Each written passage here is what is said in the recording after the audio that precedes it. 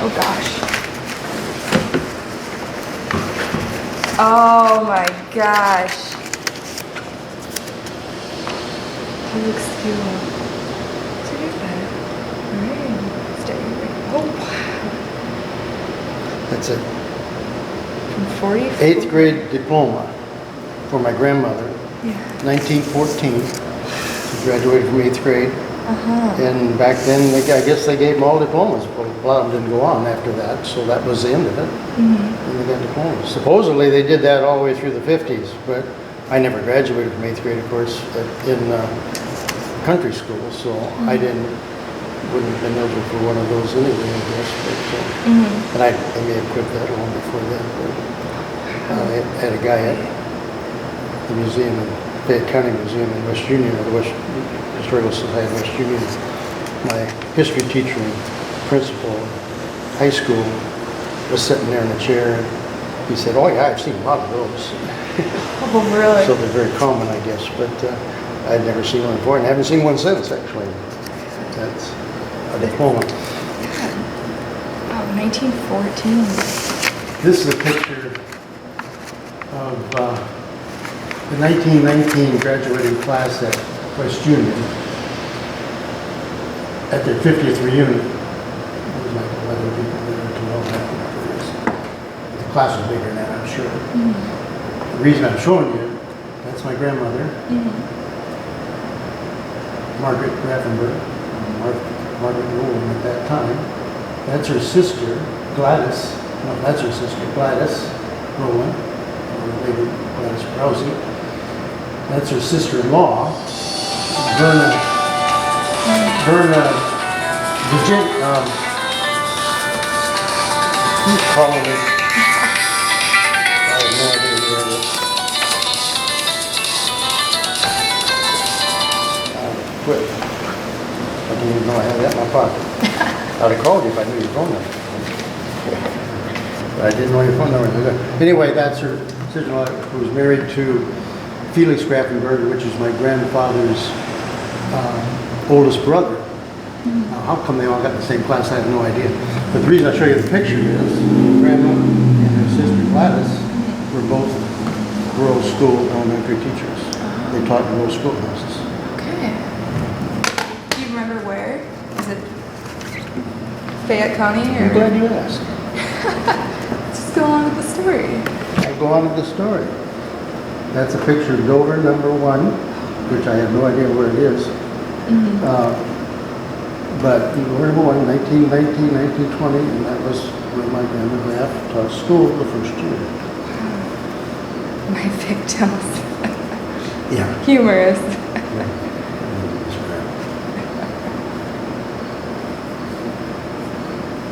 This one is Windsor number 6. That's a big group. Yeah. But that's Gladys's school, the other sister, and that's her school. Their school looks very much like this school. Well, a lot of them look like this. Yeah. Mine look like this kind of almost. Since this was, there's some great pictures in there.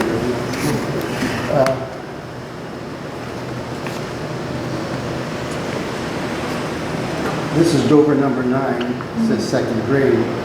This is actually the school that was at the end of the drive of Max Graffenberg's farm, which was my great-grandfather, and that's where my grandmother and Felix actually ran that farm after Max did. Well, my grandpa lived there too when they were first married, and my mother and Felix's daughter were the same age. They went to this school. And that's actually them sitting in the front row. Right there. Must have been 2nd grade. That has to be them sitting there. My wife says that's my mom, and that has to be, they call each other sisters, but they were actually cousins. Okay. That's Dover number 9, which was on Highway 150, 1 mile south of El Dorado, the El Dorado Hill. Oh, okay. Yes. That was Dover number 9. Dover number 6 is on the other side, the north side of El Dorado, on the Castor farm. Mm. And door number 6 is still there. In fact, Terry Landstard is refurbishing that one. If you want to talk to somebody that really knows the stuff, talk to Pastor Terry Landstard. He's a pastor in the Catholic Church. He's a history buff. He's involved, was involved with the Historical Society. Has worked hard on restoring that school. The number 9 is gone. It fell apart. Nobody did anything with it. Mm-hmm. It was there years and years. We went by it, and it's gone. Oh. I mean, a lot of schools kind of fell into that state, unfortunately.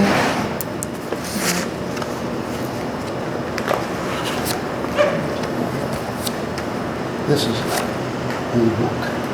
Pictures. Stuck this in here. Okay, what do you want to see? This is Rolling Green number 6. This is where I went to school. Oh, that's the school. You can't really see the school, but that's the school behind us there. This is Mrs. Downey, and that's her word, they say. But that's me sitting right there, and that's me right there. And Roger Tope. I think that's Lavanda Oil, and that's Carmen Oil, and Barbara Tope, his sister, and Ronnie Tope's there someplace, but I don't know who it is. That's Francis Barrington. I think that's probably an artist. I don't know my sister. She's not. She should be in there, but she's not. Oh, I don't know who that is. You attended school with your sister? Yeah, she's a year and a half younger than me. She was Okay. grade behind me. But that's the Rolling Green School, and that's one of the groups.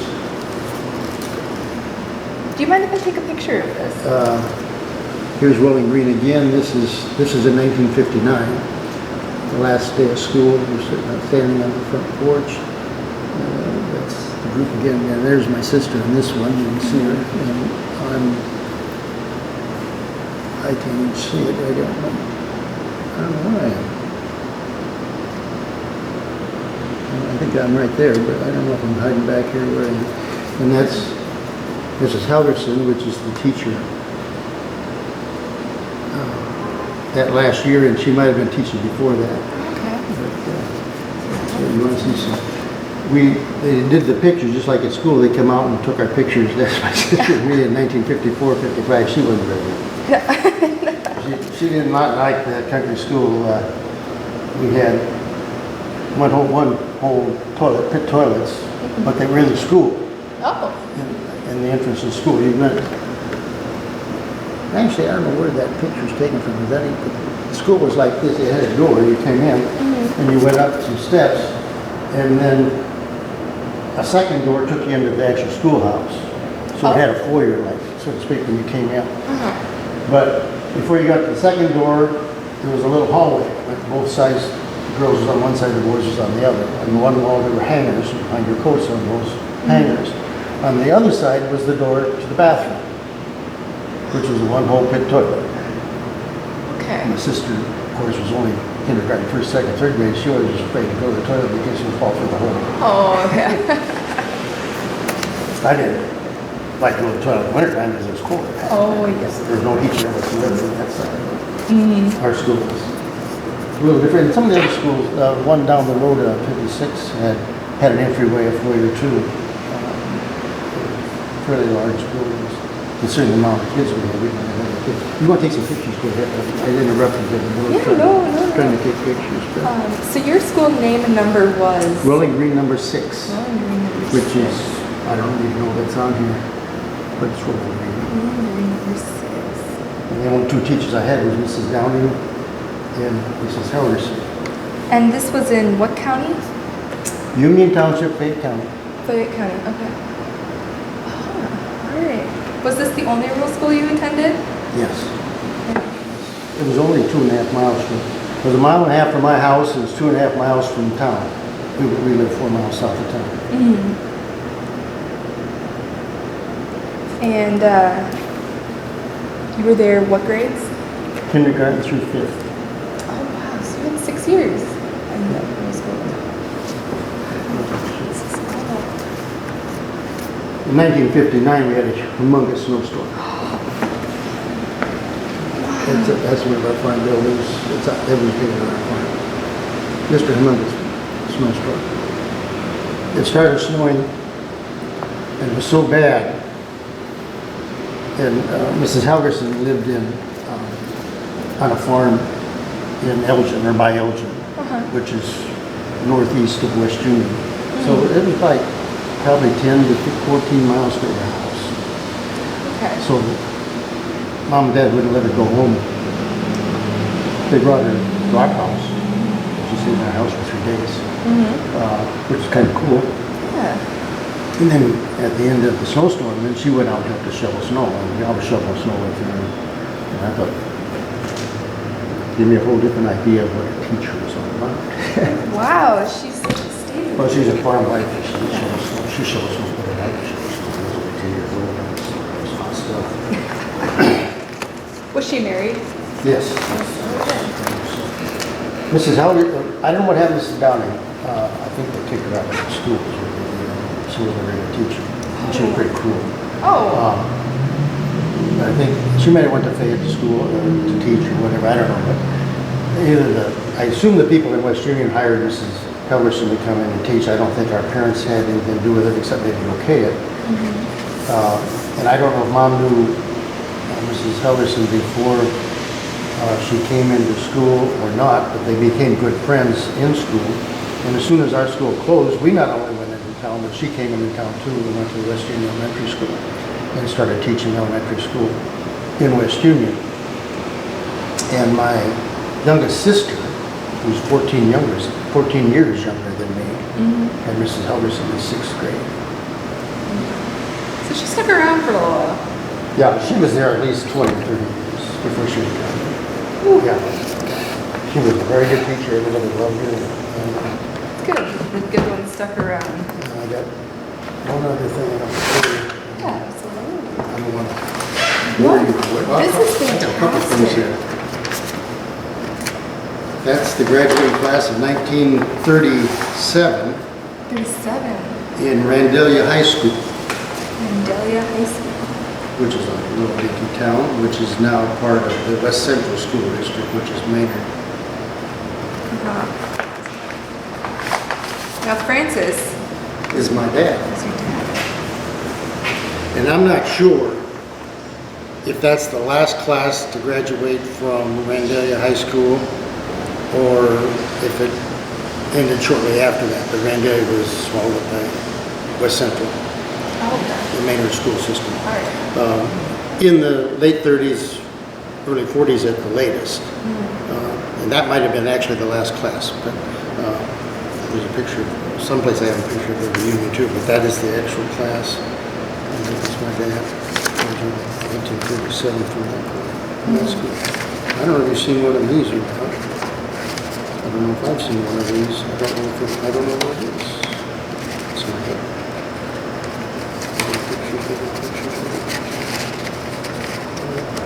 Put it all out in the front.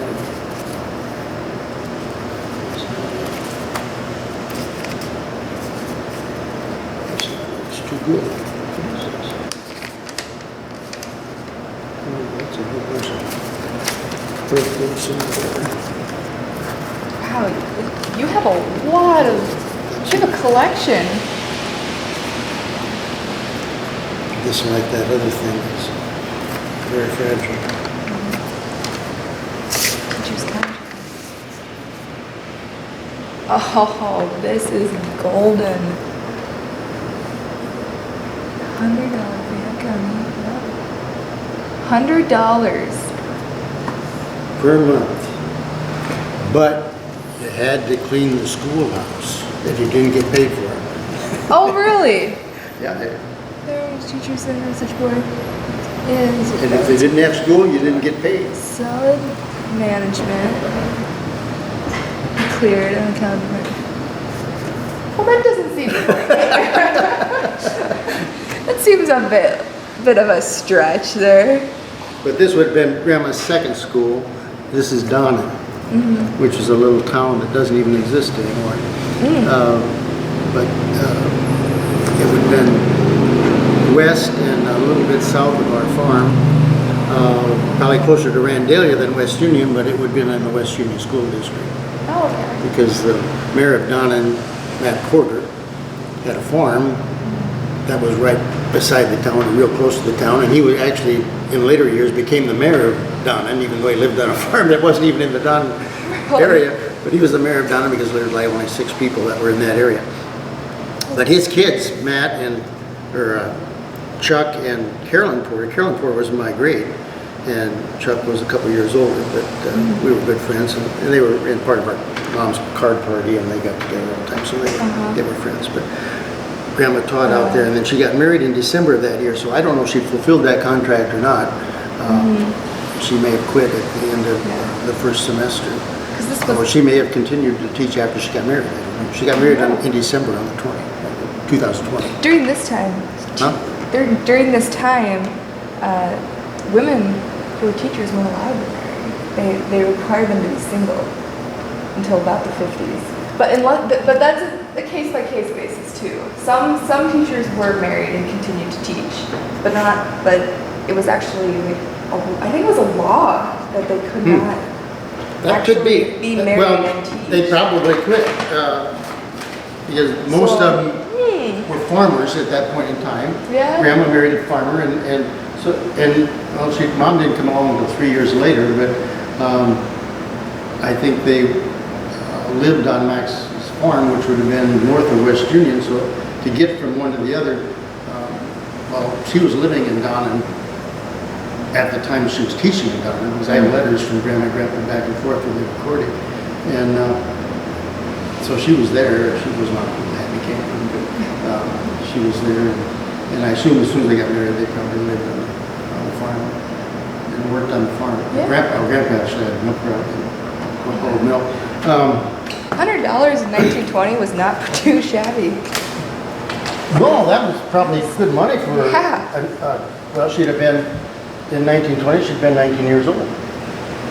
She was born in 1901. It's a pretty good entry level. Yeah. I don't remember which book that was in. Let's see if I can find that picture.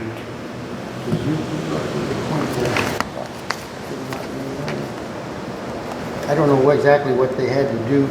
It's got to be in this one. What they actually had to do.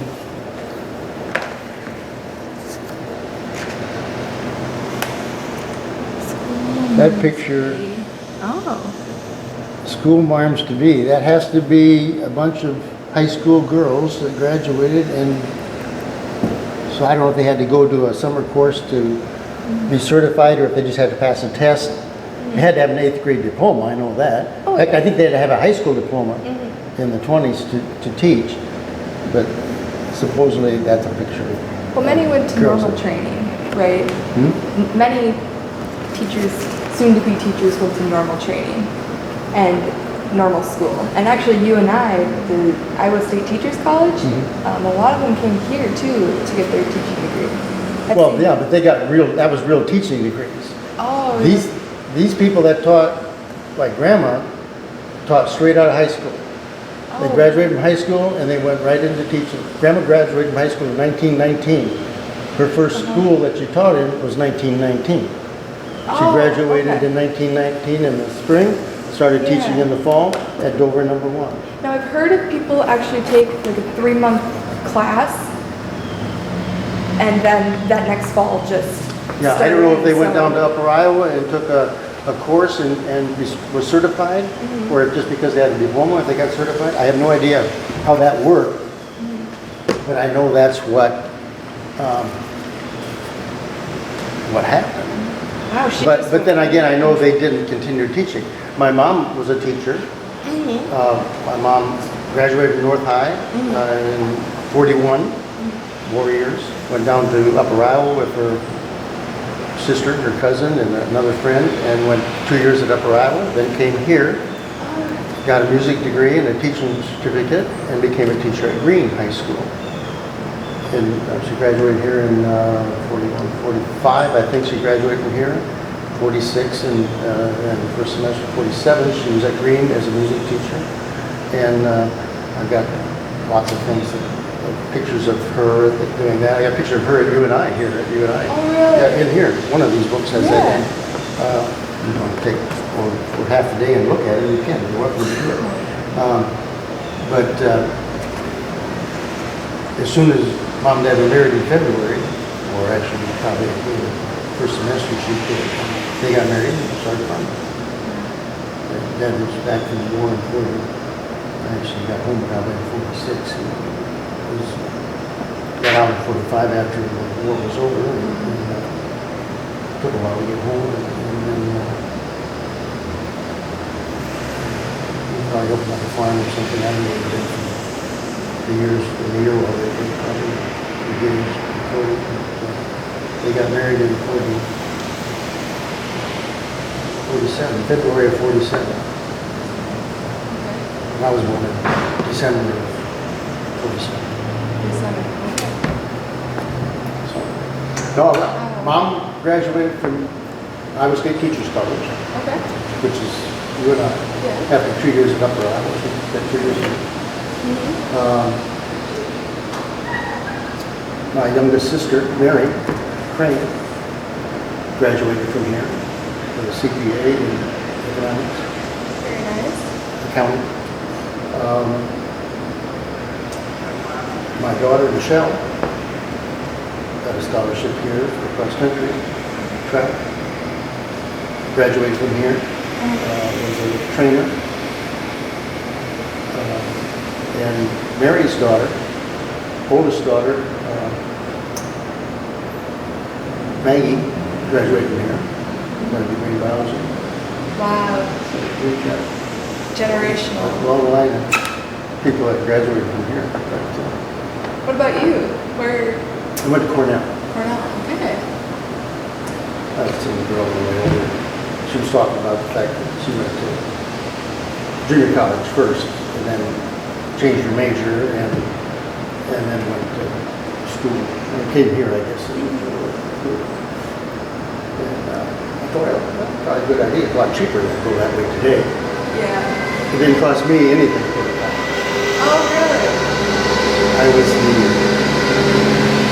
this was 1966.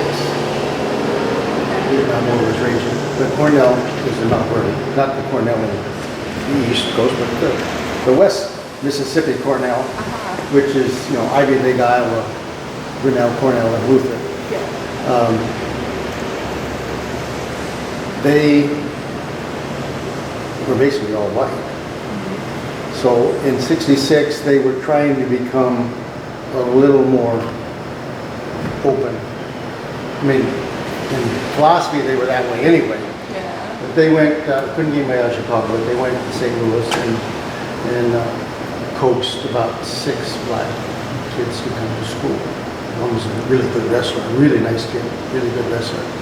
And they got a gal out of Dallas, Texas, who was a doctor's daughter, beautiful, smart. And she came up, probably paid her own money. I don't think they had a coax her to come, but they gave those other kids scholarships to come. And they gave me a scholarship. I was you had to be basically the top 3% of your class, or they didn't even look at you. I was number 3 in a class of 103, so I guess I put me in the top 3%. But I was the token white farm boy from Iowa, because there were no farm boys at Cornell College. Right. And they thought that, you're in Mount Vernon, farm community, there should be a farm there. I tell people that anyway. I was a token white farm boy. Then I got a full ride scholarship because parents were farmers and didn't have any money. And I had the grades to support it. I wanted to come. I couldn't give athletics. I said, I want to run track in this country, and football. And they said, okay, you can do that. I had to pay for the books and that kind of stuff. I think I had maybe $1,500 to my name when I went to school. I had nothing, zero.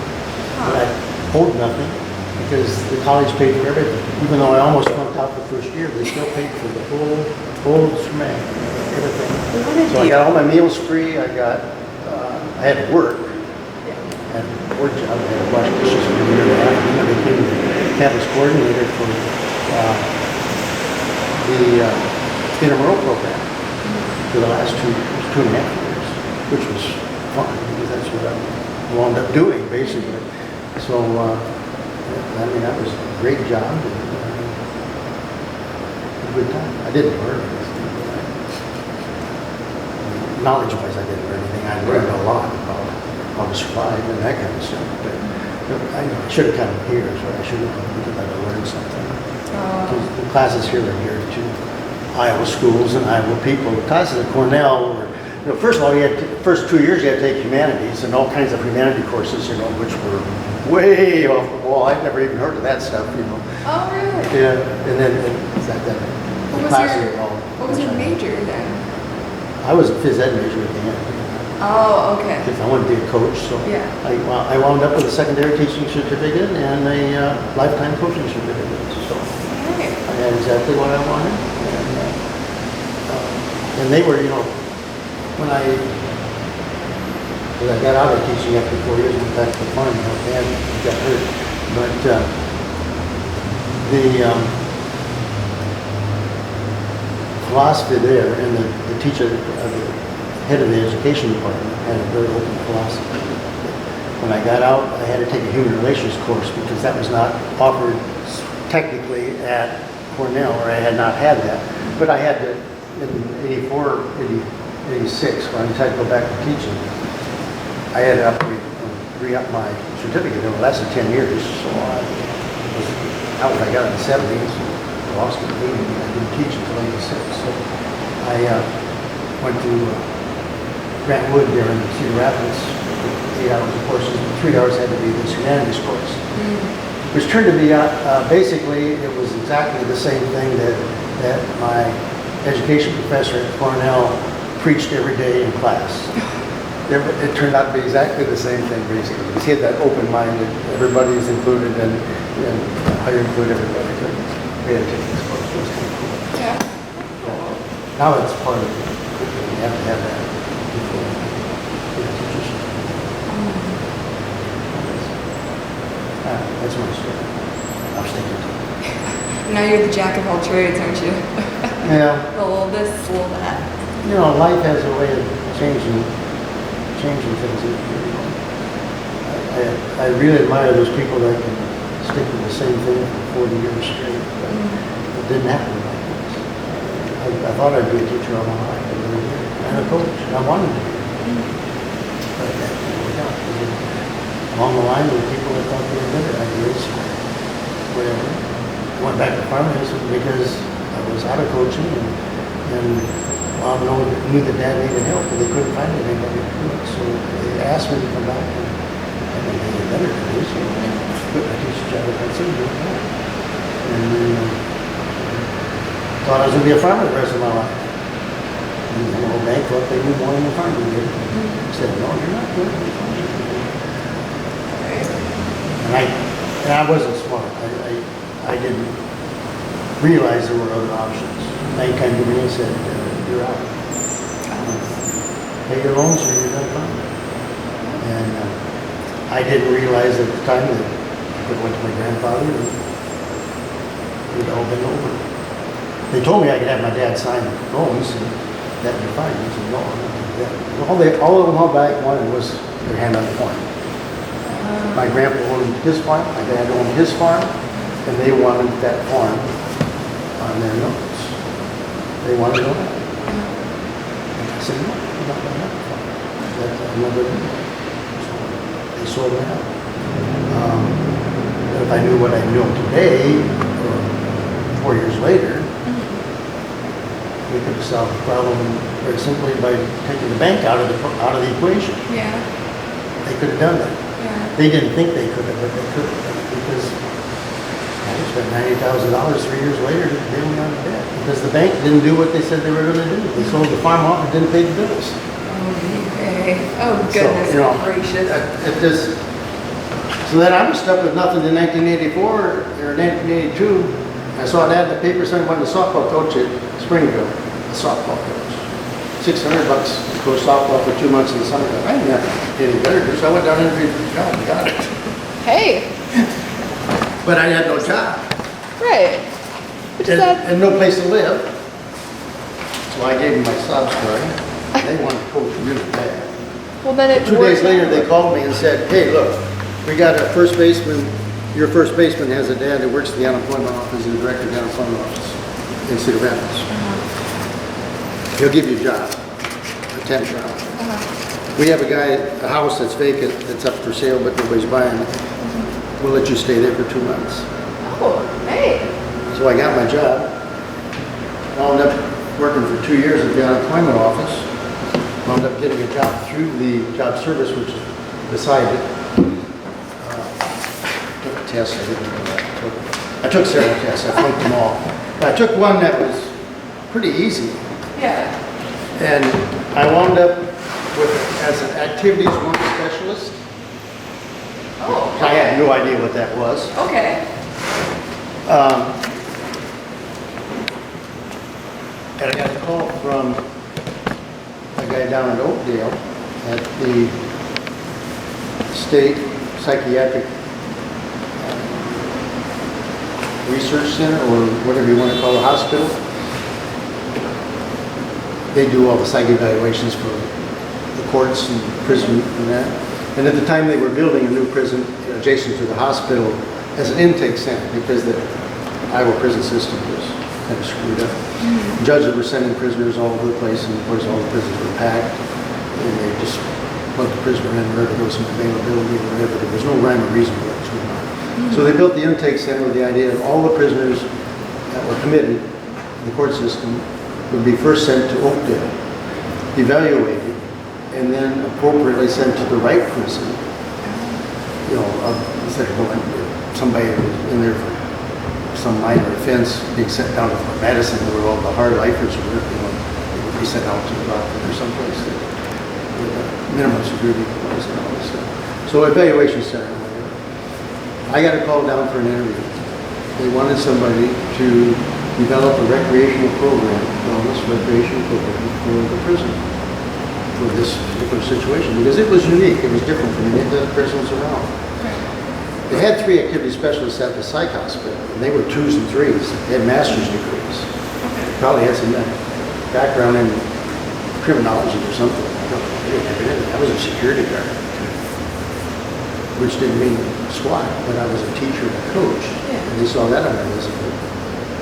Had a wonderful interview, the best one I've ever had with anybody, because this was an actual interview with a panel of like 10 people sitting around a table. I've never been anything like that before. They asked questions, unbelievable questions. The big deal was wellness. They wanted to know. They wanted to know if I knew anything about wellness. I just happened to know what they were talking about, at least. So I developed the program for the prison, for recreation, and administration. I tell people it's a prison. Oh. In some capacity, right? I thought I was going to do that for the rest of my life. But when they built the prison, they were like $4 million over budget or something. It was ridiculously over budget. So 2 years later, the auditors caught up with them and said, "You got to pay that money back, or we got to recoup that money." Well, there's only one way to recoup money, and that's either basically you can't tear down the building. I mean, we're in progress, but you have to diminish staff. So they cut the staff in half, which is not a smart thing to do in prison. They didn't cut the guards, they cut the staff in half. People that did the good stuff for the prisoners, they cut it in half. The place was getting packed and they were ready to expand, and they were cutting the staff. They had to recoup their $4 million. Once they did that, everything was fine. So I was out of a job, and I went called up the Cedar Rapids School Board and said, "You need substitutes?" And they said, "What's your name? What's your phone number? We'll call you tomorrow."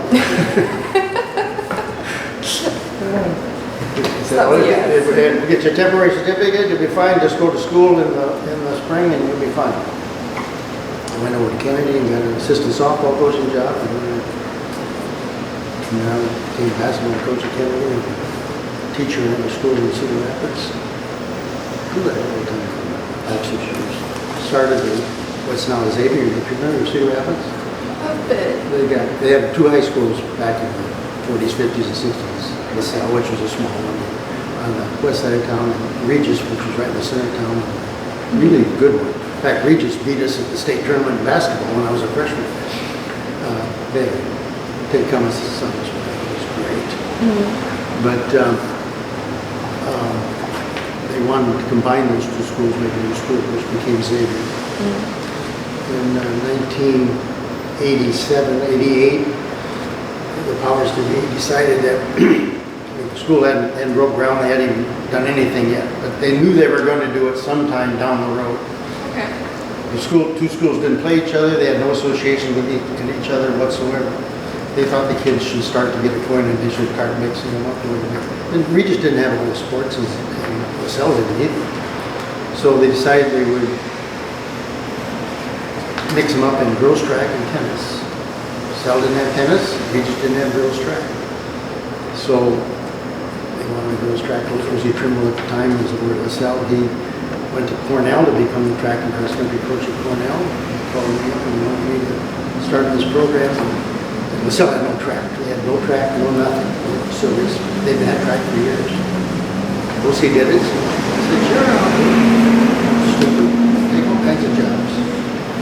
I started that program. I ran it for 4 years before I started the program at Mount Mercy College after that. Went across the country and track at Mount Mercy. They had no track either. Stupid people that wanted. First year I coached at Nixon Valley in Southwest Iowa. Okay. And between Emerson and Strand, it was Emerson, Strand, and Hastings. Those 3 towns. It was out in the country.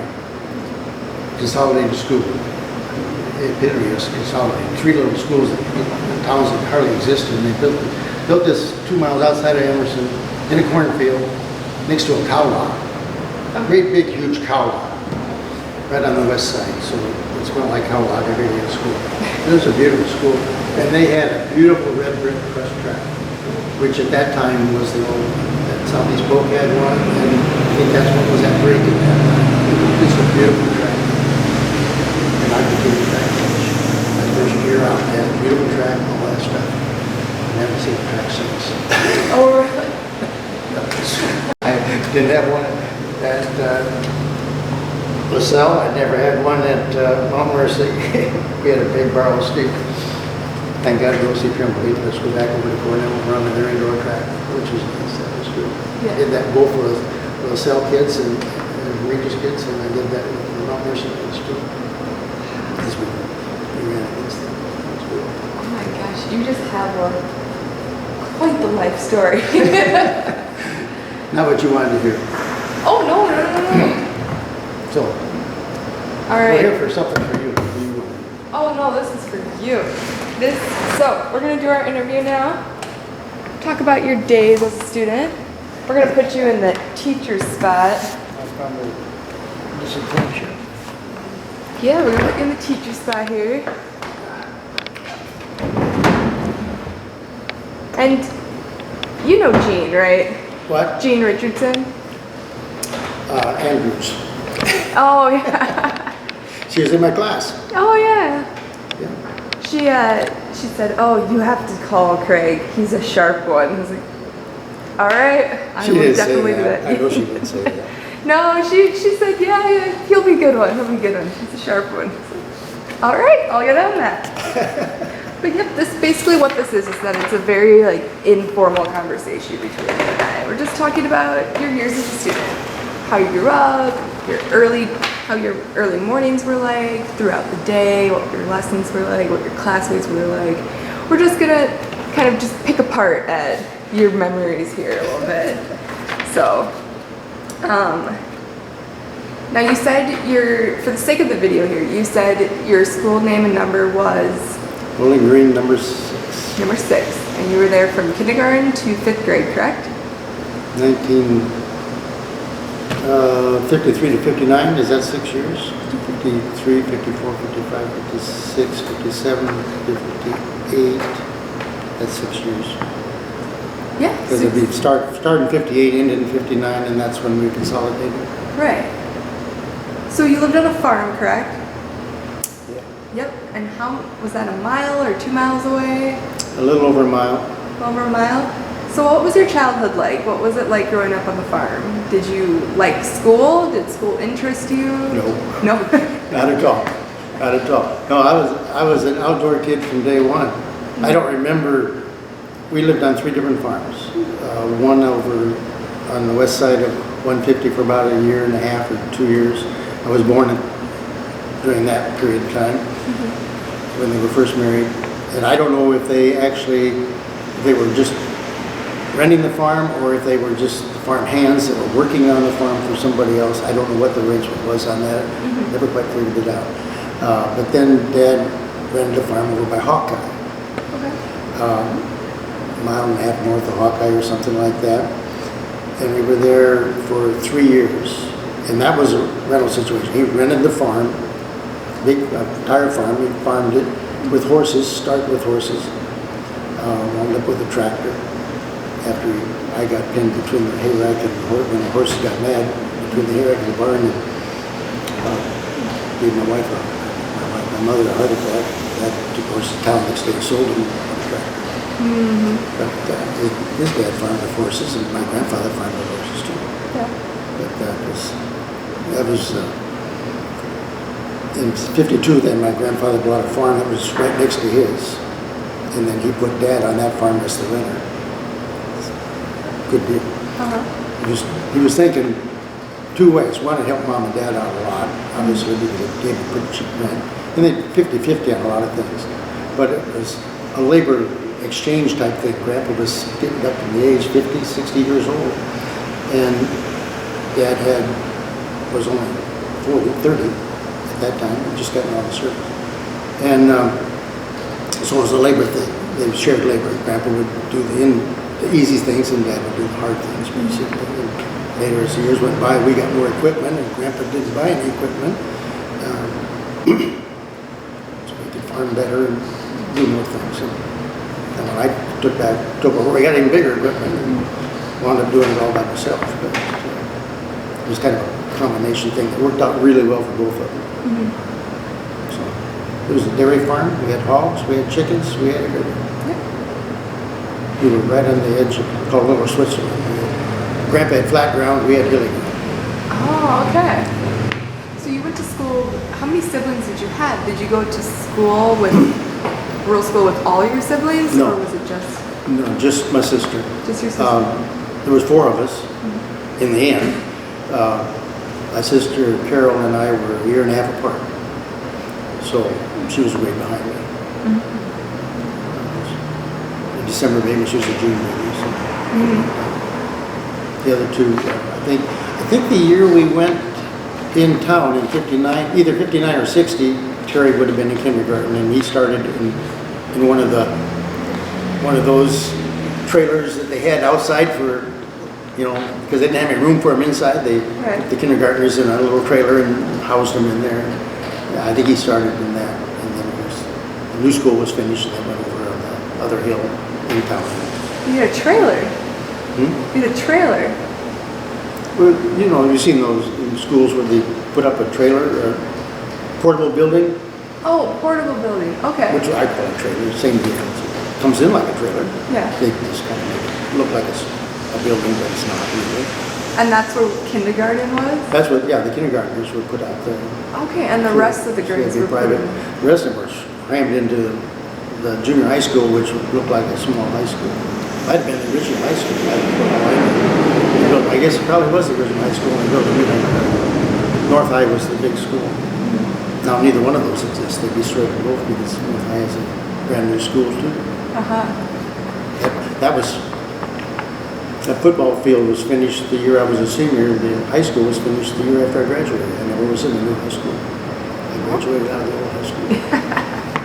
What is your earliest memory of country school? I can't tell you what year it was. I don't remember. Sometime in the 50s, 54, 55, probably somewhere in there. Maybe it all kind of meshes together. So you just went down the road. You went to the building for a few hours and basically sat around and didn't do anything except when the recess time you went out and played like crazy.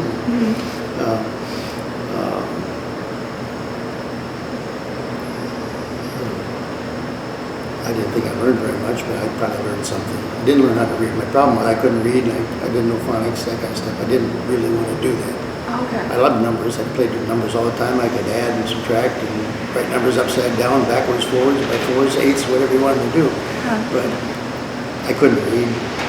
I could spell because they gave us a spelling list every week. If I didn't show up at home with that spelling list, I'd be in big trouble with my mother because she drilled that spelling list into me every week. So I went back to school and I was supposed to get a perfect score every week. I didn't, but close. So I learned how to spell, but I really didn't like to read because you had to sit down to read, and I never sat down. So it's good. So in the mornings, how would you get to school then? Usually they took us up to school because they were never sure we would actually get there, me especially. Your parents took you? They would just drive us up the road a mile and a half, no big deal. They just wanted to make sure you got there. Yeah. Got sidetracked. Well, my sister wouldn't have made it anyway. She couldn't, 5 years old, she couldn't walk that far. Right. She never got out of the house. She was not an outside person. I was the outside guy. But I would have found something to do before I got to school if I could have. So they took us to school. Once in a while we walked home. On nice days we could walk home.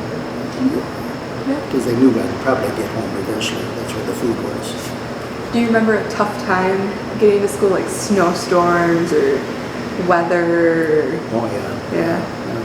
If it was too bad, well, if it was too bad, they didn't have school. But if the road was a little tough for the car, Dad would just get on the tractor and take the tractor to school. Yeah. Why not? What time did school start usually? I have no idea. I didn't have a watch. Mm-hmm. I suppose sometimes they 8, 9, I suppose, 8, 9. but I don't know. Mm-hmm. And then it ended like 4 o'clock-ish? Probably. I don't have a clue. I don't think we had a clock in the school. Really? Well, we had electricity. We might have had a clock in the school. I don't know. You had electricity? Did you have indoor plumbing? No. No, but you did have electricity. Pit toilet. That was indoors. We didn't have to go outside. Right. But there was no heat on that part of the building because that was, what did I say, entryway or whatever. That's what it was. Right. So the school layout, you said there was a door. You walked up steps, and then it was like a hallway type thing with the bathroom. And then it was the room? Yeah. There were 2 doors. You got in the front door, and that was an entryway where the coat racks were up on top, up the stairs, the coat racks. And then on the opposite side of the coat racks was the bathrooms. Boys on one side, girls on the other. So we didn't have to share a bathroom. I mean, they had their own bathroom, but it was just a hole. And in the summertime, it had a pretty good aroma. It was no different than an outdoor one. But that was a new experience for me because I'd always lived in a house that had plumbing. Or farmhouses had plumbing, as far as I remember anyway. I don't know if the first house did or not, but I was in diapers at that time, so it didn't matter anyway. Right. But our other house had plumbing, running water, and all that good stuff. But the schoolhouse we had no well. There was no running water. You had no well even? Yeah. All we had was electricity. So how did you get your water then? Every morning, I think Harold Tope brought it in most every morning, but somebody brought in a 5-gallon can, a milk can full of water. Oh, okay. And we had one of those things like you got in the back corner there, with a little spigot on it. And they would fill that up with water, and then the rest would just sit there. And I don't know if we had a sink or a wash pan there or something, but you could use that water then to wash your hands, or if somebody needed to clean up or something, they had a rag there, and you could just douse the rag in the water and clean up and that kind of stuff. But there was no running water, no drains or anything like that. You hauled everything out that you brought in. But they brought a fresh can of water in every morning in a milk can. Was that the teacher's job or? No, that was one of the parents did that. I think it was usually Harold Tope that did that.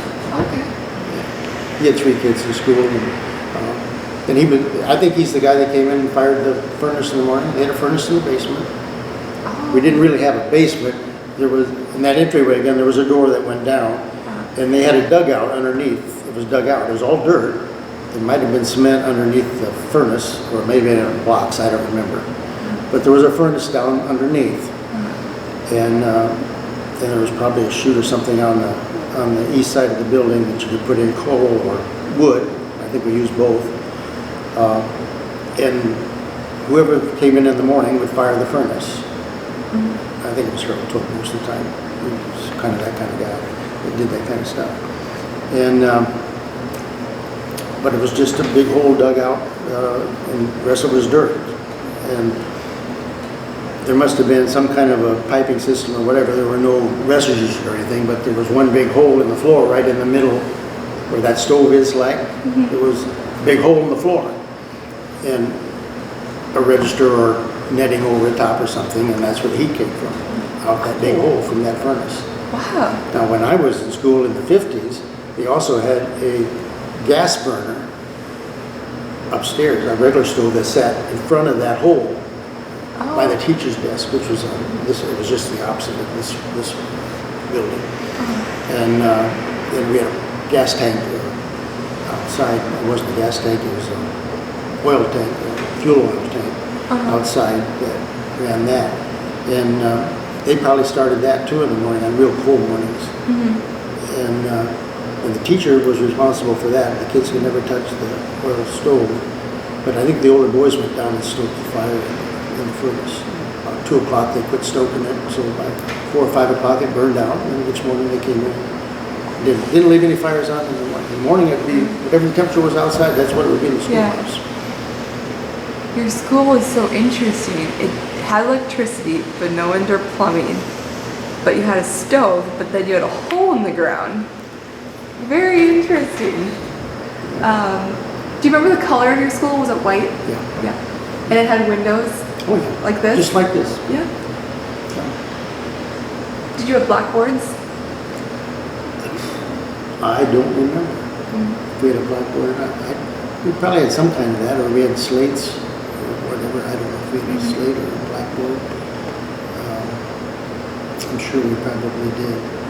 I don't remember having a piano, but we might have. I don't remember that. No piano? Did you have like a record player? Did you have music lessons, or did you sing?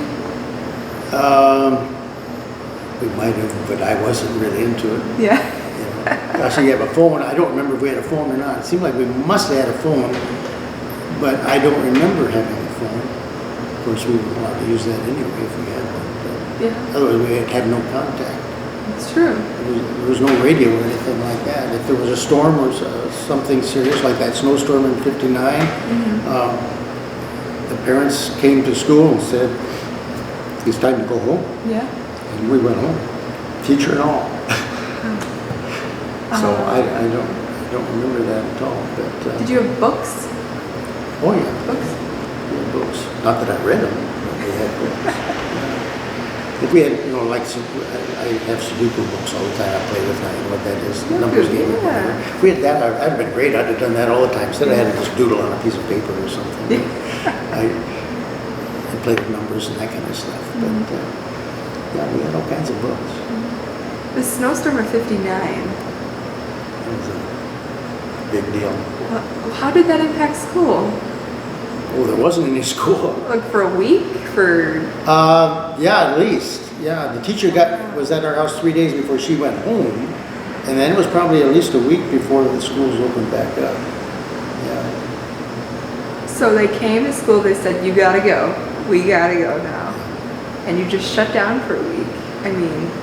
Yeah, until you could get back down the road, or everybody could get in. I mean, it took us most of the week to plow the farm out just to get outside. I mean, we had to go milk the cows and do all that stuff, but we tunneled into the buildings. You tunneled into the buildings. Oh, wow. Yeah, drifts would be in front of the doors and whatever, 12 feet high. We had to tunnel in to open the door up. I suppose they had to dig your school out too, huh? Well, yeah, when it came time to go back in. Yeah. I'm sure you really enjoyed that week off, huh? Just played in the snow. But the teacher staying at your house, though. Her name was again? Mrs. Helgerson. Helgerson. I think it was Marion Helgerson. I think. That's quite unusual by the 50s. And you just housed her? She had to go she had to go someplace, and Mom and her were good friends. My mom was a school teacher. I think Mrs. Cook was a school teacher. We had kind of a unique school. There was only five families in the school. Oh. And at least 2 of them were teachers. I don't think the other 3 were, but they all wanted their kids to be educated. And the kids were there every day, all of them. Do you remember how many there were? Well, anywhere from probably 10 to 15, depending on when, you know. The Oilos that lived right across the road from us had 2 kids. They were both way older than me. But I think they were both in school when I started. Lavanda probably was in 8th grade and left immediately, and Carmen was a couple years behind her. Roger Tope was maybe a year behind Lavanda. He was only there a year or 2 and he was gone. But there were 3 Topes. Ronnie and Barbara was only a year ahead of me, so she was in 6th grade. So she finished, well, she didn't finish, but she'd been in the 6th grade when we went into town. My brother Ronnie must have been an 8th grader. I think he'd have been done. Burrington's they had a flock of kids. I don't know how many kids, but Morris was in my class. Frances was older, 2 years older than me. And Artis was a year younger. She was with my sister, Carol. And then just before we left, Dennis came to school. He was probably in kindergarten, 1st grade. And then another brother, Willis, but I don't think he ever made it into school. I think he was too young, probably like my brother. I think he was about Terry's age, my brother. He wound up going to town school. And then there was a couple more after that. Even younger. I don't even know what their names were. There was at least one girl and another boy, I think. It's really impressive you can remember each one of your classmates. Oh yeah, I only had one classmate. Morris Burrington was the only kid in my class. There was a rental house a half mile directly west of the school on Highway 150, and people would come and stay at that house for a year or 2 and leave or whatever. And one year they had a boy named, I think, Jerry. And he came over to school. He was in my class. That was the only time we had anybody else in my class. It was just me and Morris the entire time. My sister's class, Carol and Artis Burrington and Kenny Center. Was the other family, was the Centers. Dennis was a year older than me, I think, maybe 2. I think Dennis and Barbara were in the same class, so probably had 2 in that class, had 2 in my class. Carol had 3 in her class. Frances was probably alone. Unless Ronnie was, no, Frances was alone. She was the only one. I got the yearbook, which is in that box. It has Frances as a senior when I was a sophomore. How do you remember your classmates? They were family.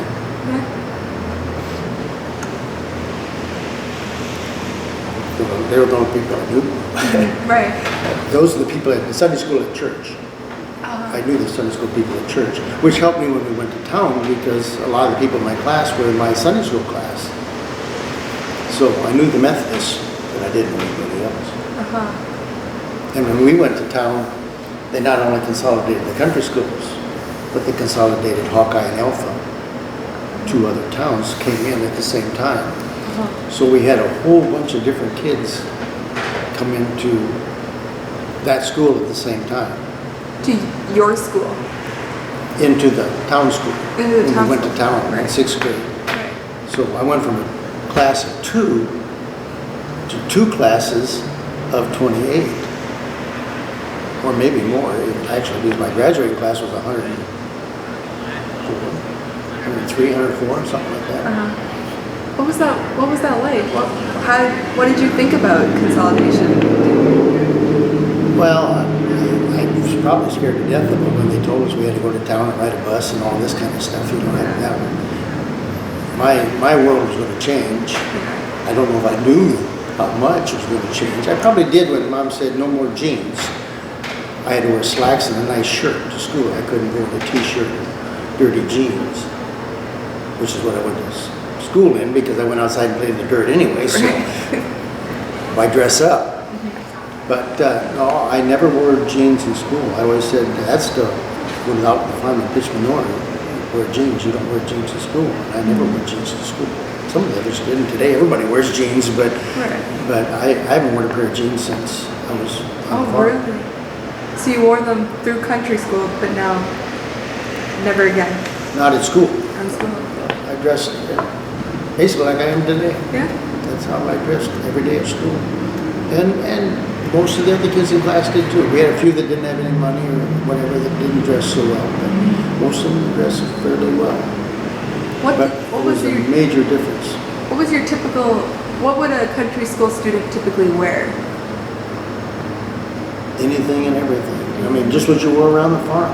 Yeah. And pretty much, we didn't say layered at that time, but it was layered. And I mean, wintertime, you came with your long underwear on, your pair of pants, and a t-shirt, and at least a wool long sleeve flannel shirt of some variety, one or two jackets maybe.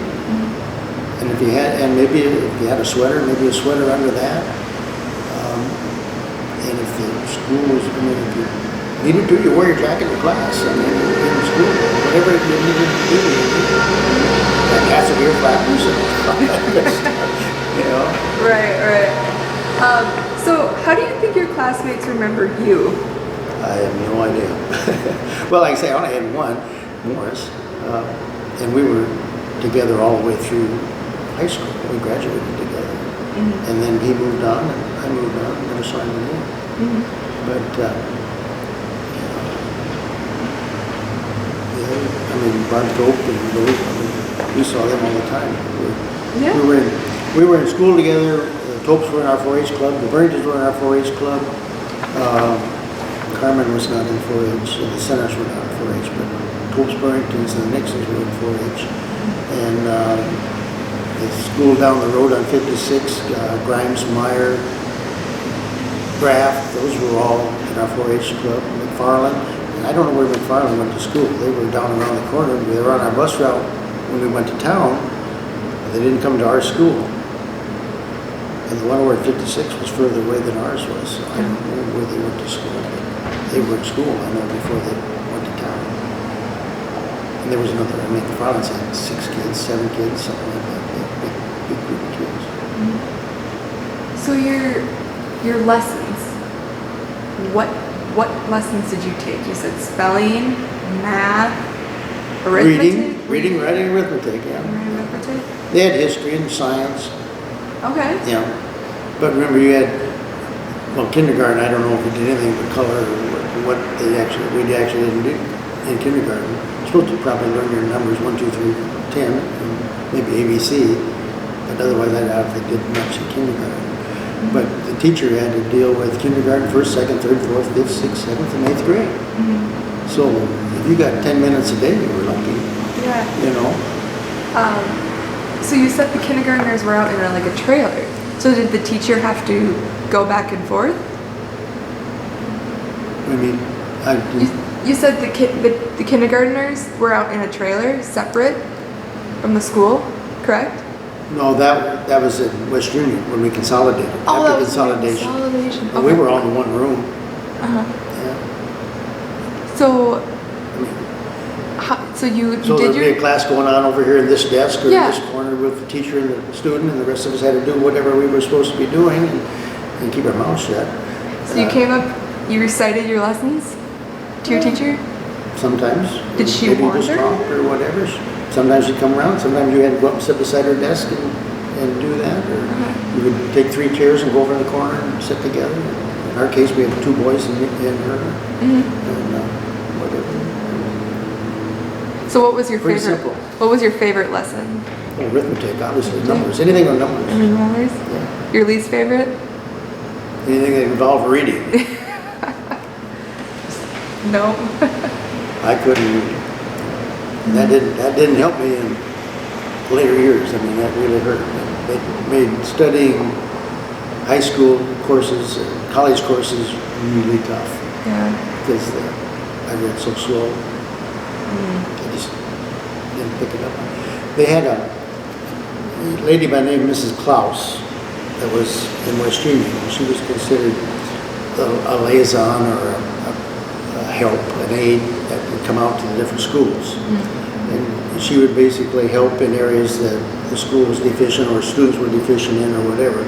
So in my case, of course, obviously she was a reading instructor or a phonics instructor. That was a big deal back then, phonics, which kind of went out of teaching in later years, but at that time it was all about phonics and whatever. She would come out and try to help and get us guys that were way behind caught up and whatever. Really nice lady. older lady.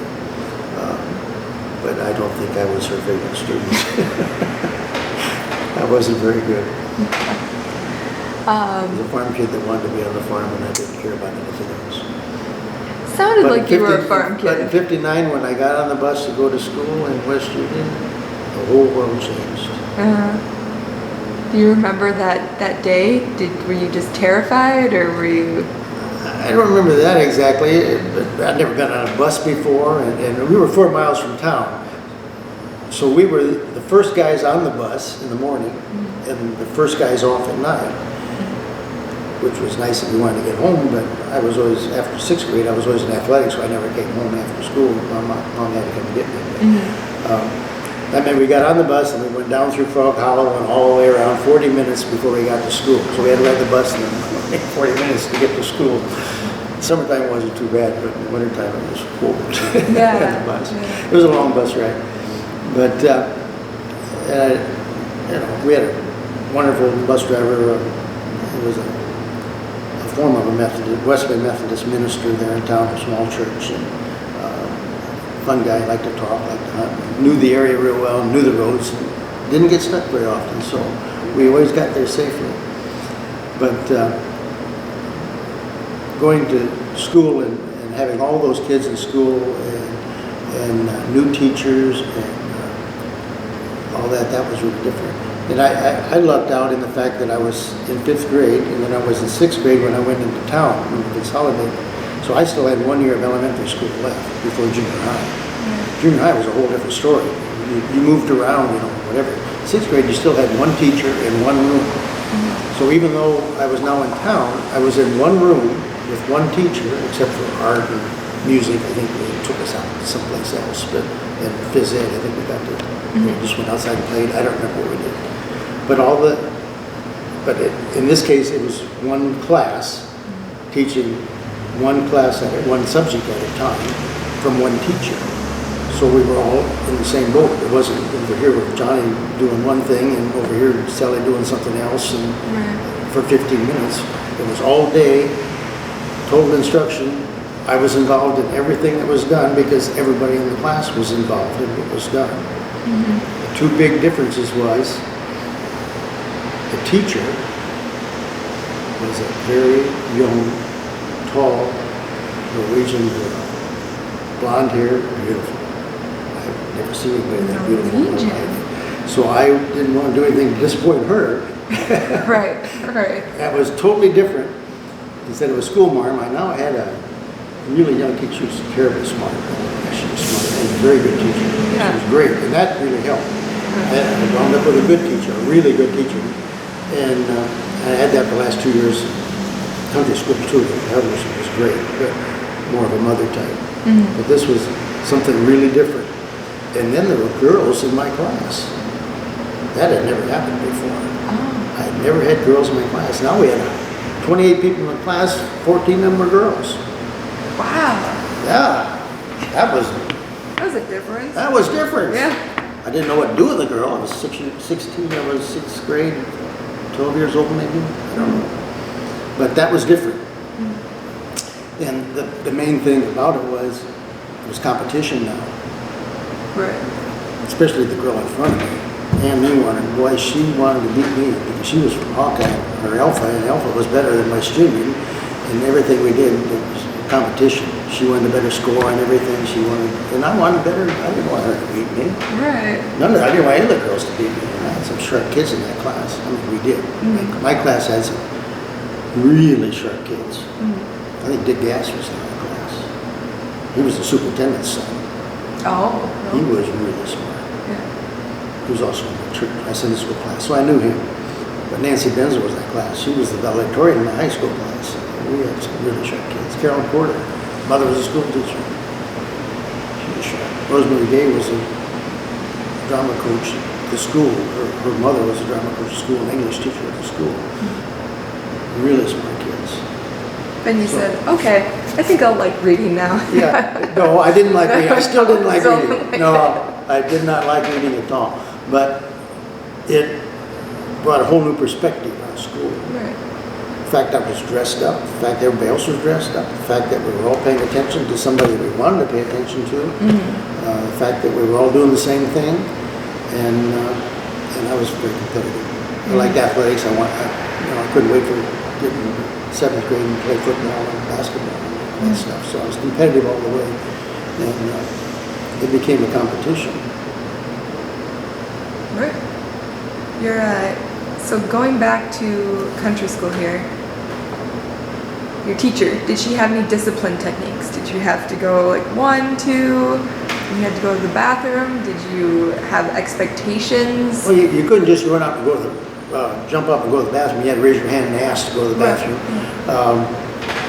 You were expected not to disrupt the class. In other words, if she was doing something else with somebody else, which was 99% of the time she was, you weren't supposed to be disrupting the class, although that didn't always happen. But like I said, we were family. So people picked on each other a little bit once in a while, but it was never too serious, because if I did anything, bad, my sister would probably see it and she'd go and tell Mom, and then that would be the end of the ball game right there. But if I did anything to any of the other kids, or any of them did anything to me or each other, they'd go and tell their mom or whatever, and their mom would tell my mom, or, we were all family. Everybody knew everybody else. The parents knew each other, the kids all knew each other, the parents all knew all the kids. So there wasn't any bad mouthing or horsing around. There were a lot of horsing around, but it was all family type stuff. It wasn't, you knew you couldn't get away with anything, so why try? Right. It just didn't make any sense. So at lunchtime then, how did you know it was lunchtime? Did your teacher just say, all right, it's time for lunch? She knew when it was 12 o'clock. I assumed and said it's lunchtime. And we had our sack lunch that we brought from home. Maybe our Rogers dinner pail or whatever it was, I don't know. Okay. And we'd get it out, open it up, and whatever was in there, we ate. What was a typical lunch? Some kind of a sandwich, maybe an apple if we were lucky. Maybe a carrot, I don't know. Was it an hour-long lunch? Hour? Lunch was probably 2 minutes. I mean, as fast as we could eat it, because as soon as lunch was over, you got to go outside and play. Oh, okay. It was recess time. So What recess was games? the most important part of the day. You didn't want to miss that. Oh, of course. What typical games did you play? I think we had a ball in the bat. We played ball once in a while. We played tag. We played kick the can. We played ante-eye over the schoolhouse, which was a form of tag actually. Threw the ball over your car and you ran around the schoolhouse. Most everything had tag involved with it somehow. Fox and geese was something we played in the wintertime a lot. Red Rover, which wasn't a good thing for a class to play that had kindergartners and 8th graders, because it involved running into each other and just busting hands and stuff. So you'd get hurt, and the big guys would go through things like that. You played out in a field, or was there grass, or? The schoolyard was basically 1 acre out of this people's farm that was there, and had a fence around it, grass, trees on the fence line were trees. So yeah, we had those. Let's see here. But then you went into town school, right? So did your town school have a cafeteria or anything? Yeah. Or I don't remember how we did that in 6th grade. I know how we did in high school. I assume we went down to the cafeteria at 8. It was in the basement underneath the gym. Oh, it was in the basement. Oh yeah. Oh, okay. The high school was 3 stories high, 4 stories high, with the basement been 4 stories high at least. That was a change, huh? That was a big difference. Oh yeah, it was a big place, yeah. Like I said, the good thing about the fact I went into 6th grade, so I only had to know how to get to my one room, which was in the high school, right on the corner. But I was in there, and then we went as a class. If we went any place or did anything else, we went as a class. So that was good. Coming back the next year in 7th grade, we were in the other building. The elementary kids were all moved out because the new school was finished. So it was just the junior high and the elementary building at that point in time. But we had to move from class to class when we changed classes. We had different teachers. Yeah. We had a homeroom, but we had to go to a class for science and a class for English and a class for math. And so we moved around a little bit, had a little more freedom. And then high school, of course, was free for all. But it was a gradual learning experience. But I wasn't the only one learning. There was a whole bunch of kids that came in from other country schools and Alpha and Hawkeye, other town schools. They thought Hawkeye was better and Alpha was better, and we thought West Union was better, and that didn't last long. I think, we were each proud of where we came from, but it was all North High. Because they changed the name from West Union, it became North High, so we had our new name and our new, that was all good. That was good. The interactions between rural school kids and town kids, how did that work then? Was it good relations, bad relations? It didn't bother me too much. I guess there were some of the town kids, or some of the country kids that came in that were probably not used to the town quite so much. My grandparents were, I won't say high society, but my grandmother was born and raised, well, not born in town probably, but she was raised in town, lived in town, part of her life at least. My grandfather wasn't, he was a farm kid that never made it past 8th grade, but fairly intelligent. My dad was a high school graduate, my mother was a high school college graduate and a teacher, so our living standard was a little bit higher. We went to town to church, biggest church in town, except for maybe the Catholic Church, so we knew a lot of the kids already. It was not a problem for me. At least I never thought of it as a problem. Some of the other kids, maybe they came from the hills north of town, maybe they had a little bit more adjustment, but it was not a big adjustment for me.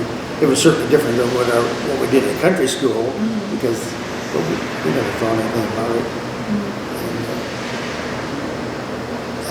And it took a year to get into it, but for me it wasn't too bad. Carol, my sister, said it was a little harder. She really didn't know anybody in her class, except for the two that she had in elementary school wound up in the other class. So she didn't know anybody in her class. I asked her, well, we had kids from church, and I said, well, I don't remember them. She didn't remember. So when Meta Scheller came in the second year when they moved over to the other school, in 6th grade, she became friends with her, and then everything was better. It was good. You have to find somebody to posse up with and be a friend with. That was not really my deal. I never really cared too much what other people thought of me, or well, I cared what they thought of me, but I was not a social flirt in that respect. It was not a big deal to me. Never was. So, end of day. So it was around 4 o'clock. Did you go home the same way you came to school? Yeah. Yep. Yeah. There's only one way to go, down the road. Down the road. Right. Otherwise, you had to walk through cornfields and pastures that had cows in them, and cows you didn't know, and that kind of stuff. So it was up and down the road, gravel road. Were you ever assigned homework? Yeah, well, the spelling list was homework. I don't know about otherwise. Certainly was when I went to town. If we had homework in rural school, I never did it probably. I don't know. If my mom found out about it, I did it. But if she didn't know, what she didn't know, it didn't make much difference. But the spelling list she knew about, that had to come home. We had to study that. And she drilled us on that. How did you feel about leaving rural school? Did you miss it? Yeah. But there was so much more when I went to town. There was so much more. And that was important. And by then, see, 6th grade, I would have been in 4-H by then. So I was already starting to meet other people and 4-H meetings. had some education involved with it, but you had your projects and things like that, and the cattle and that kind of stuff. So I was starting to see more of what was around. When you're a little kid, you don't see very far. When you get a little older, you can see further. So you were a farm boy. Did you have to leave school for a few months to go tend the farm and come back, or? My wife mentioned that last night. She was talking about, and you just hear stories, it was the Little House on the Prairie girl, those books was always talking about that. The kids had to go farming and whatever. And I think the Topes had to, sometimes the boys had to go, but I don't remember them ever having me do it. Dad was the farmer, I was the kid that was supposed to go to school, and Mom was the boss. And Mom wanted me in school, so she went. Of course, I was pretty young. I couldn't do all that much. I could drive a tractor when I was 5 years old. I drove a tractor before I went to school. I helped my grandfather from the time I moved out there on that farm because he was there all the time. And I did chores. I had chores I had to do when I was home, but I never did chores when I was in high school because I was in sports. So I never got home. Dad did all the chores at night. And I didn't have to get up and do chores in the morning. I was supposed to go to school. My job was to go to school. So I wasn't in that situation. And in the 50s, I think, and in that school especially, most of the kids were there to go to school. We didn't go to school we were supposed to do in school, but we were there at least. So that did not happen in my school very much. Like I said, my father and my grandfather farmed together, so there were two men working together. Sometimes things you do on the farm require more than one guy. But if 10-year-old is not much help, really, when it comes down to it. I mean, I could drive on the hay floor, but it was all summer work.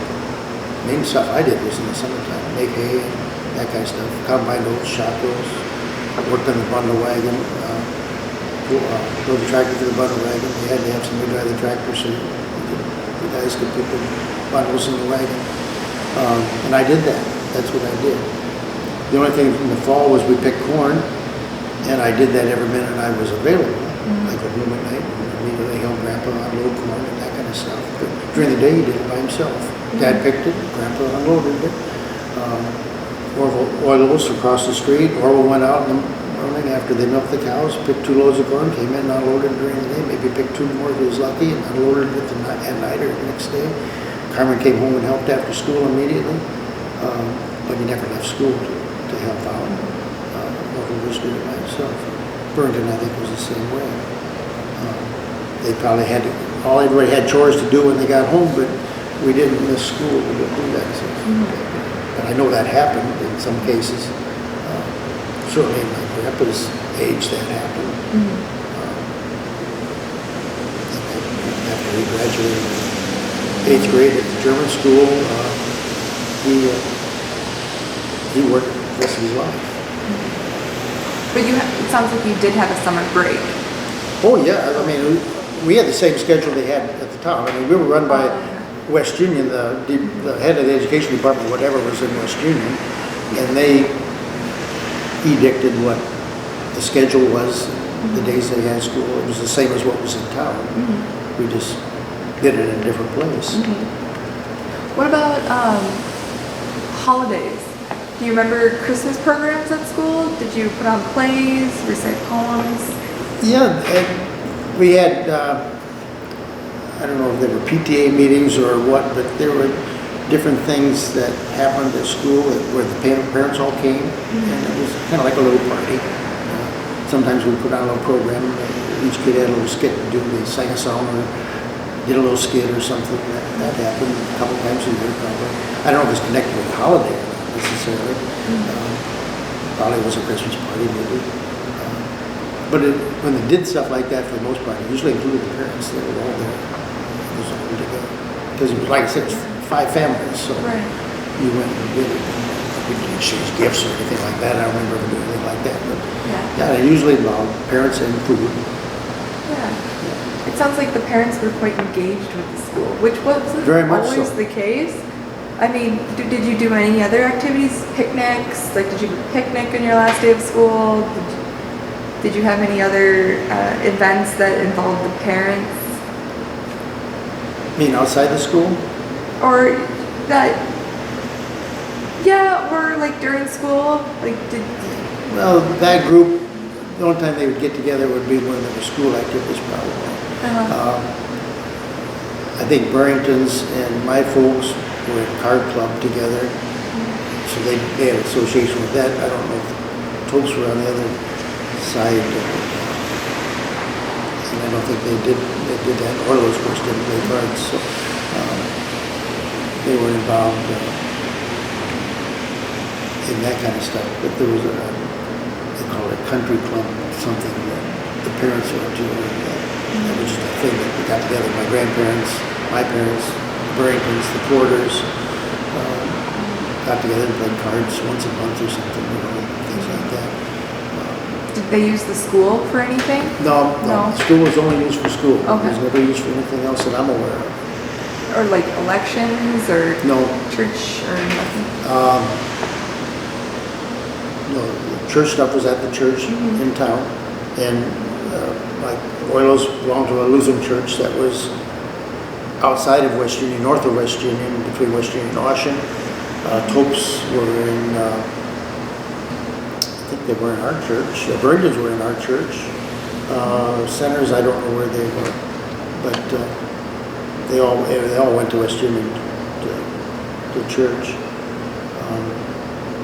To vote, I think you had to vote in West Union, and I think they voted in a little wood schoolhouse in the middle of West Union. There was a little schoolhouse, and I think that's where everybody voted. Because I went there and voted, I think, when I was in college and when I moved back there. I think they still voted in that one-room schoolhouse. It was a one-room schoolhouse in town. Do you remember the name of that schoolhouse? No. I don't remember what that was at all. It was on the east side of town. But, that's where we voted. I remember that. And if they had any political meetings or anything like that, it'd been in somebody's home. Okay. I know when I was there, I went to one of the caucuses, and it was in somebody's home that was a couple miles away, and it was just in their home, in their kitchen. I forgot to ask, did you say the Pledge of Allegiance every morning? Yes, we did. Yep. Yes, we did. Every single day? Yes. Every single day? Yes. They started the Pledge of Allegiance. Forgot that. They did. We did. And I think we did that in town too. When we went to town, I think we did that. Yeah? It was done over the PA system in town. I mean, they would come over the PA system, everybody would stand, press around and say the Pledge of Allegiance. That was part of your morning routine. That was the morning routine. And announcements came over the loudspeaker. So, Did you have pictures like of like George Washington or? I'm sure there were pictures on the wall. Yeah. I don't remember them, but I'm sure there was. Yeah. That would be pretty typical. Do you remember your last day of school? Your last day of real school? Did you know that you would not be going there? Yes. The next year? Yeah, Okay. we were told, I know we were told before the end of the year that was going to happen. I don't know when we were told or when our folks knew about it, found out about it, but it was a known fact that was it. I think I had that picture that we had on the steps. I think that was the last day of school, and I think that was labeled that way, and I think they knew that. That was why that picture was taken. So yeah, we were well aware of it. And I don't remember how we reacted to it. I think we were all sad to see it go. I don't think I had any clue what I was getting into. But it certainly was the best for everybody, all concerned. And it's pretty amazing, out of that group of kids, those 5 families, the number that, they all graduated from high school, which is a miracle. But some of them were fairly decent students, and some of them went on to college. A couple of them became teachers.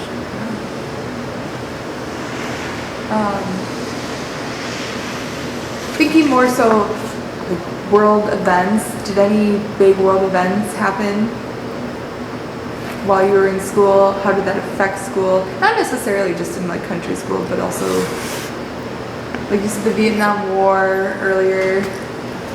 Well, I was in college during the Vietnam War. Oh, you were in college then? Yeah, I was in college during the Vietnam War. I don't remember any big deals when I was in country school, except the snowstorms. Right. But in high school, yeah. You remember high school? Yeah. Well, yeah, I remember a lot of high school, but I remember one very special day in 1963. Our history teacher then became principal, Steve Story, was very political. He was a Democrat. And the day Kennedy was shot, the announcement came over the loudspeaker. And nothing happened the rest of the day. Everybody just sat there. It was a bad day. And then no school. No school. We went home and we didn't come back for 3 days. 3 days. Till after the film. We didn't come back. I spent the next 3 days watching TV, watching all that on TV. That was a big deal. Wow. A really big deal. And I was 63. I'd been a freshman in high school. And I was not a big Kennedy fan. I was a Republican, born and raised. My parents were Republicans. I was not a big Kennedy. But it was still like the sentiment, But right? that was a big deal. Yeah. That was a really big deal. Then I don't remember when the first moonshot was, but I remember that was a big deal too. When the moonshot went up, Armstrong and those guys. I was probably in college during most of it. I was on TV and I did a lot of TV watching. That was a big deal, really big deal.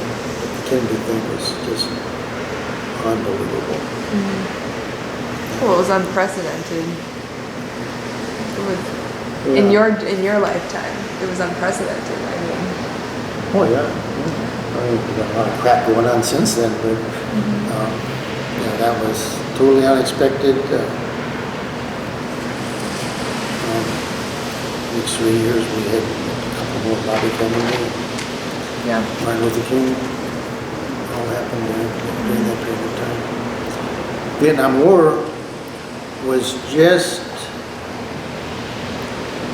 getting, well, I think it was underway while I was in high school yet. It affected us very much. We had kids in my class that went into the service. A few of them maybe right after they graduated. I was called, I believe the summer of my sophomore year, it might have been the summer of my freshman year, but one of those two, I was called, sent a notice. I was supposed to go to Humphrey Cafe there in West Union, get on a bus and drive and go to Des Moines, to Fort Des Moines. And had to go through a physical, complete physical thing. They kept us overnight down there, and then they shipped us back on the bus. And that was a scary deal. I didn't want to be on the bus. It was just a scary deal. Fort Des Moines was not a really nice place. But a lot of people there went through a mass physical thing. That's when they had the lottery. And the numbers came out. And, 6 months later, my mother was really upset. But 6 months later, the numbers came out. I was 360. And they took the first 160. So I was clear. Never had to do anything. I was in college anyway, so I would have been deferred until I graduated. But they would have taken me the minute I graduated if my number was called, but my number wasn't called, so I didn't have to go. But we had at least 20 boys out of my class, probably, that went into the service at that time. And at least 10 or more that wound up in Vietnam. At least, maybe more. And year after we graduated from high school, we lost a girl, Kathleen Ballard, was killed in a car accident. For the next 20, 30 years, we lost nobody in that class of 103. We had no deaths whatsoever. In the last 5 years, we've lost at least 10, 8 or 9 of them were veterans from Vietnam, all due from strange diseases, probably the result of Agent Orange. So my class was very much affected by those that served. I was lucky.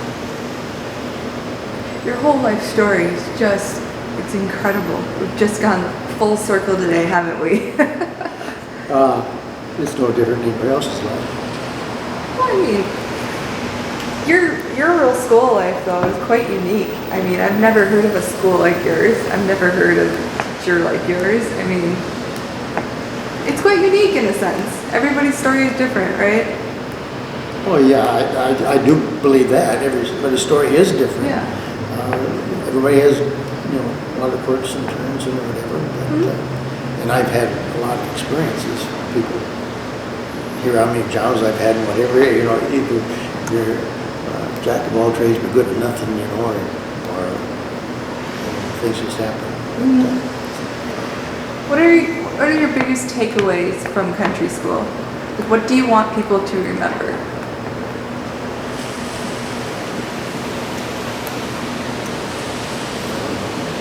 It was an effort in survival, that's for sure. But I think times in the, times in the 20s, times in the 30s, times in the 40s, things that my grandfather went through, my father went through, are just a wonderment how they made it. My grandfather lived through World War I. Of course, he served, but he was not allowed to go across.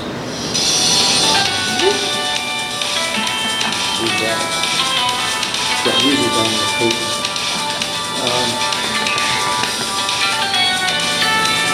They all have experiences.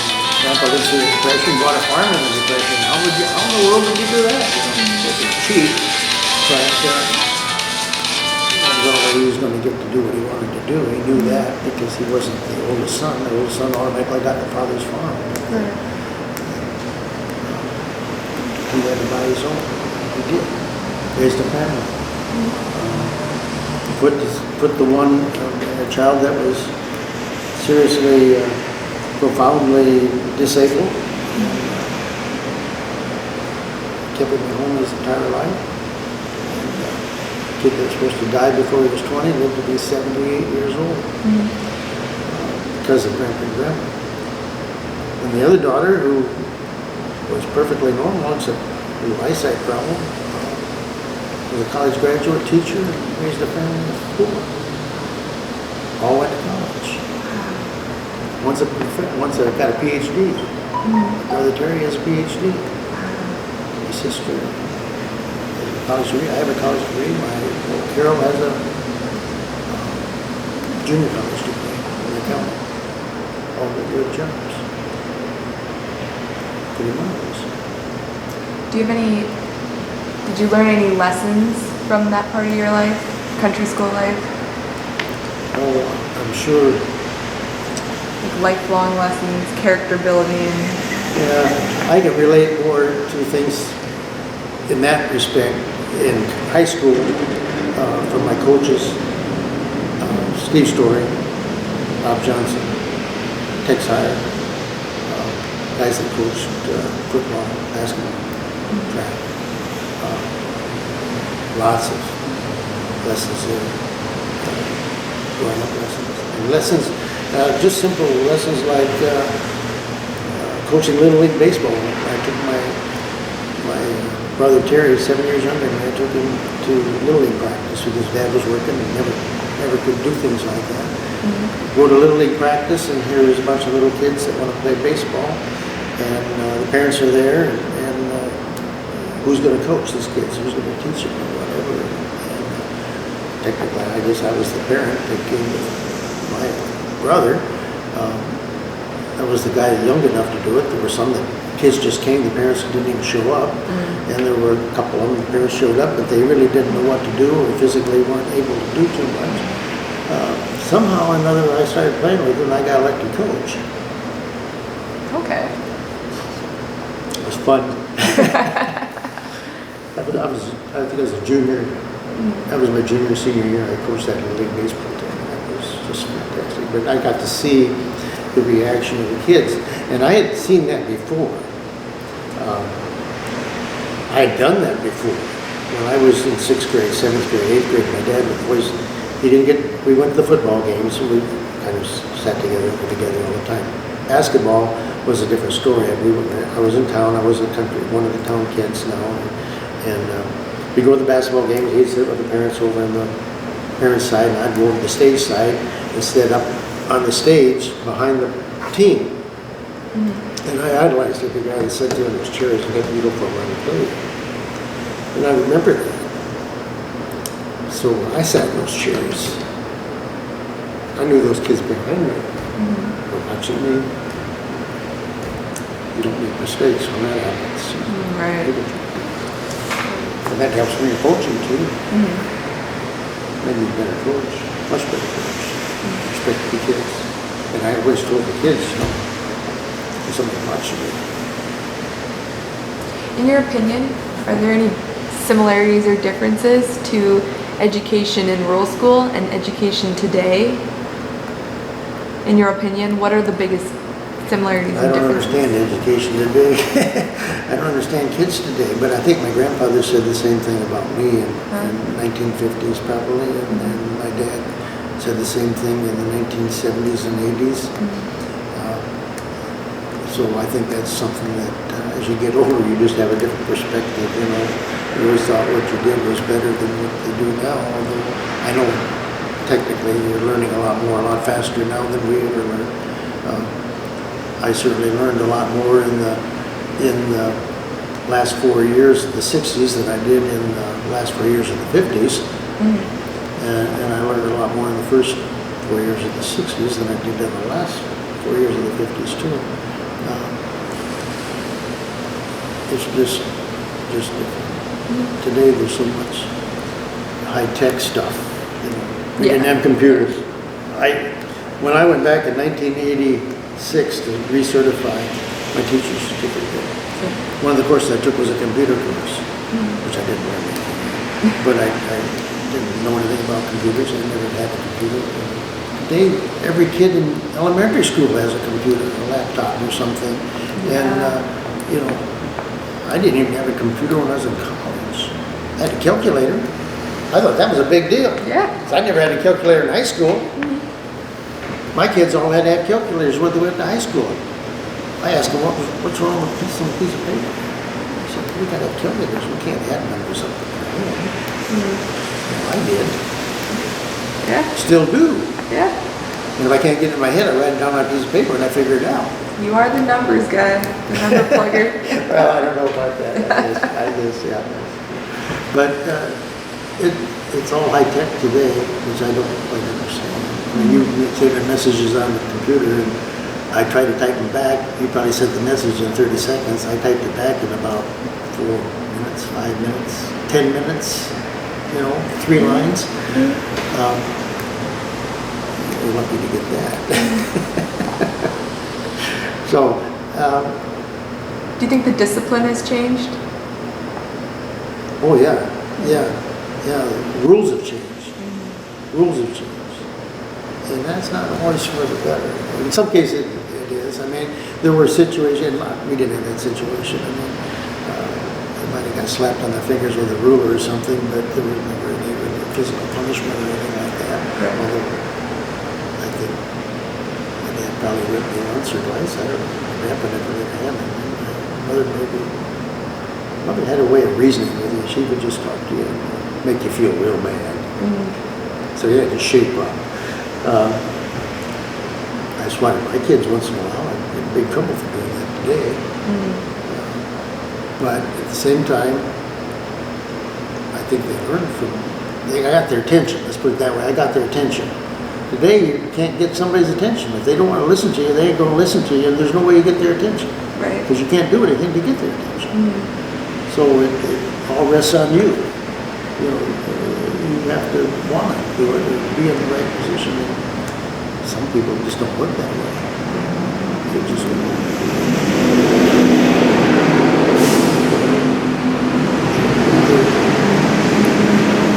my grandpa always said, a little bit of something is always good, too much of something is never good. And he was talking about all kinds of things. Yeah, absolutely. Whether it was eating something or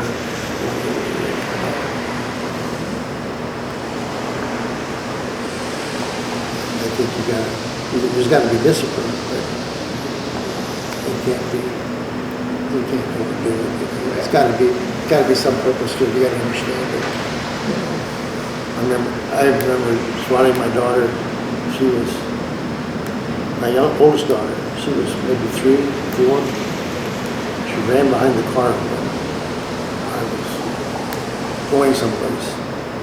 I got out and I whacked her in the butt. Really hard. The next second I picked her up and hugged her. But it was good after that. She never ran by the car again. Hey. So I think it got her attention. Yeah. But she also knew she was loved. You got that both. Right. And teachers that way too. You know, I was talking about Mrs. Downing earlier. I don't know. I don't really remember her very much at all. But I have a feeling that she may have been a little on the harsher side.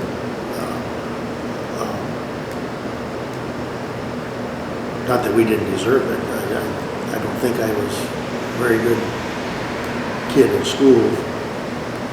Kindergarten, first, second, third grade, for sure. And I probably made her life a little harder than I should have been. But Mrs. Helderson had a different way of dealing with people. Well, she had kids. She probably later had grandkids, but she was just a different person, different personality, like my mom. And she could relate to things. And she would stand for anybody teasing somebody or whatever. I mean, they gave me a test one time. I was supposed to read something and then do this test. It was in science, which I love science. I mean, today I love science. Then I did. She gave me this test and I wrote some stupid answer question. Like the moon was made of cheese or something. And so one of the kids saw that and said, well, give him an F for that. That's not right. And she gave me a D- and told that kid to mind his own business. She wasn't happy with me and what I wrote, but she wasn't going to stand for anybody making fun of me. Right. But she was just a different kind of teacher. And like I said, she was around West Union for 30 years or more. Taught my sister, who was 14 years old that year. My sister was really smart. Well, Craig, is there anything else you want to talk about that we didn't get to or add or? Whatever you want to talk about, man. I'm yours. Well, I mean, I don't have any more questions, but. I knew I'd get off the top. Well, I actually was talking about school most of the time. I could talk forever about my grandfather and about my dad. Yeah. War and all those kind of things, but I don't think you're interested in it. I can tell you're sharp as a tack. There are a lot of people who say, oh, yes, I'll interview with you. We get here and they can't remember anything. But, like, you're sharp as a tack, Craig. Well, my childhood and my high school, that was important to me. It really was. And I remember kind of some of it. I don't remember the real early days. I wish I could. I could. I think back about the early days. You know, I always wondered, how did my grandfather and my dad do the stuff they did? You know, they had horses and they sold cream instead of milk.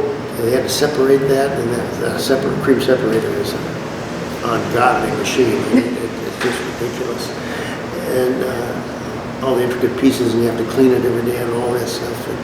And you milk the cows by hand. You didn't have a milking machine. We had a milking machine. Now they have you don't even do anything. The cow walks into a stall by himself and the robot, automatic computerized milking machine attaches itself to the cow and milks the cow, and they record all the milk, the weights and the tests and all that stuff is all recorded and taken care of.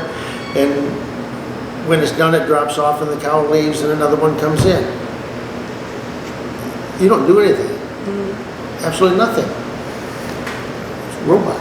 It's very different. I don't understand it. I can't even fathom it, but at the same time, I can't fathom all the work that they had to do and they had to do everything by hand, you know, and whatever. You know, I got to shock oats, I got to see a thrash machine operate, and I got to drive a bundle wagon, and I thought those were really great things, you know.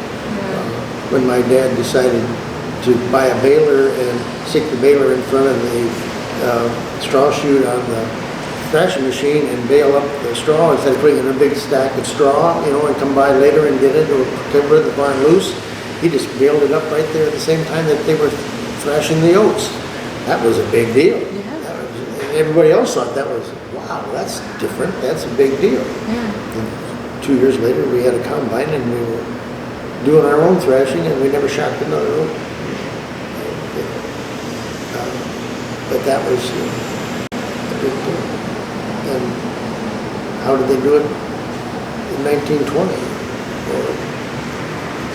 Tell that the farm life was very, very important to you, huh? Oh, yeah. Yeah, I miss that great. I really do. Sorry, I saw a very big spider. Oh. Oh, there it is. Okay, But, gosh. yeah, that's something that don't leave you. You're born and raised on a farm. And kick you off the farm, but you can't take the farm out of you. There's no way. Just like we, you know, I don't